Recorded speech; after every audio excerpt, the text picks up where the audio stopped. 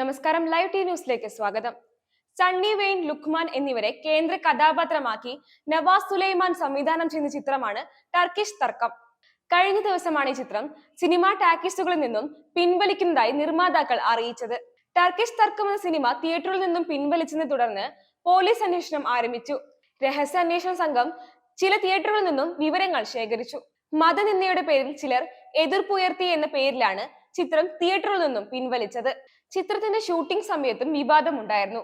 രണ്ട് പ്രധാന കഥാപാത്രങ്ങൾ തമ്മിലുള്ള അടിപിടി വീഡിയോ ആണ് ഇതിനിടയാക്കിയത്. സിനിമ താൽക്കാലികമായി പിൻവലിക്കുകയാണെന്നും സത്യാവസ്ഥ ജനങ്ങളെ ബോധ്യപ്പെടുത്തിയതിനു ശേഷം പ്രദർശനത്തിന് എത്തിക്കുമെന്നും നിർമ്മാതാക്കൾ പറഞ്ഞു.